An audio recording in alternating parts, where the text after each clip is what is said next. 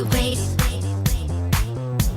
When walls are shaking ground feels like Lisa Gasperotti passa davanti a metà gara 34-59. Per la serie 12 partiranno fra poco Anna Baldisserotto in 1, Giulia Violato in 2, Giulia Invernizzi in 3, Giulia Michelini in corsia 4, Alessia Segala in 5, Emma Cappellozza in 6, Martina Di Benedetto in 7, Gaia Marchetto in corsia 8. Siamo alle bracciate finali con l'arrivo di Eleonora Rampazzo Leo Sport, per lei 1:12.